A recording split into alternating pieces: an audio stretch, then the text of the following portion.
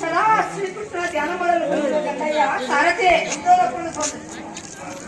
ಶ್ರೀಕೃಷ್ಣ ದರ್ಶನವಾಗುವವರೆಗೂ ಹೋಗುವುದಿಲ್ಲ ಸ್ವಾಮಿ.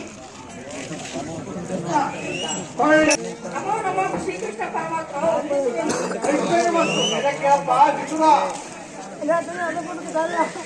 ಶ್ರೀಕೃಷ್ಣ ಪರಮಾತ್ಮ ನಿನ್ನ ಭಕ್ತರಾದ ಕೇವಲ ಈ ಬಡವರಾದ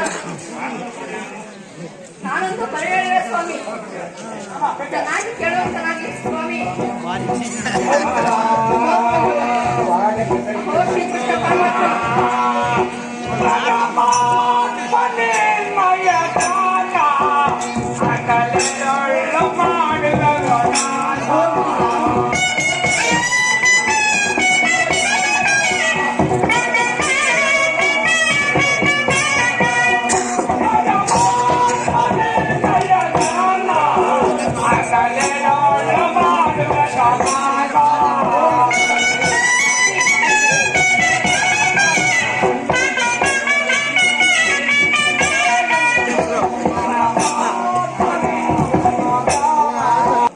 ಭಕ್ತನಾದ ಕೇವಲ ಈ ಬಡವನಾದ ನನ್ನ ಮನೆಗೆ ತಾವು ಬಂದ ಕಾರಣವೇನು ಸ್ವಾಮಿ? ಹೌದಪ್ಪ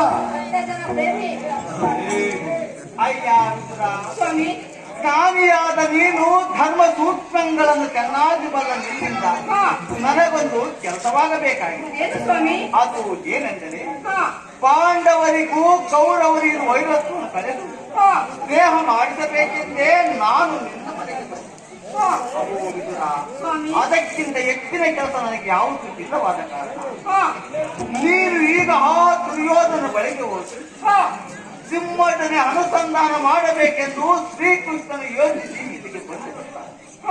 ಅವರು ನಿಮ್ಮನ್ನು ಕಾದುಕೊಂಡು ನಮ್ಮ ಮನೆಯಲ್ಲೇ ಇದ್ದಾರೆ.